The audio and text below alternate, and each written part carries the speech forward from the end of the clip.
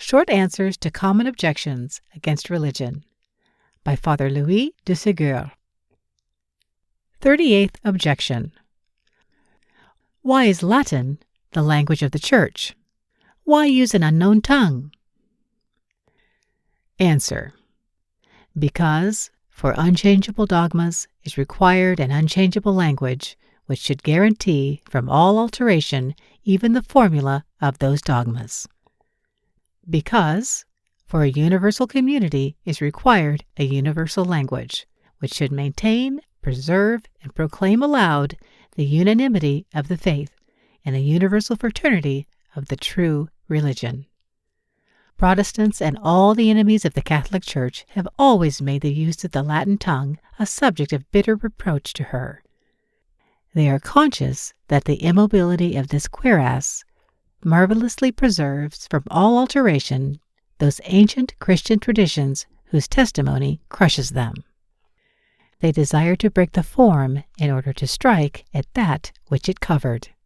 Error willingly speaks a variable and changing language. If this reproach is closely scrutinized, however, it will be found to have no foundation. Are there not innumerable persons who understand Latin? Are not all sermons and instructions, that is, all those parts of divine worship which are addressed directly to the faithful, conveyed in the vulgar tongue? Are not great numbers of the prayers and other services of the Church translated? What Christian is there who is prevented from following the office because of the mysterious language of the altar? Do not certain ceremonies, certain sounds, as that of the sanctuary bell, acquaint all who are present with what is going on and what the priest is saying? If they are distracted and inattentive, is it not their own fault? Besides, nothing can equal the dignity, grandeur, clearness, and beauty of the Latin language. It is the language of the conquerors of the world, the Romans. It is the language of civilization. It is the language of science. This language is the queen of languages. It deserved to become the language of religion.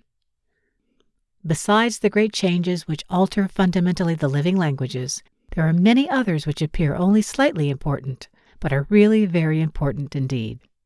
Thus everyday usage alters the sense of words and often debases it by licentiousness. If the Church spoke our vernacular, it would be in the power of every shameless wit to render the most sacred words of the liturgy either ridiculous or indecent.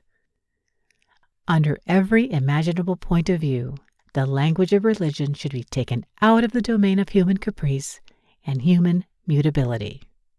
This is why the Catholic Church speaks Latin.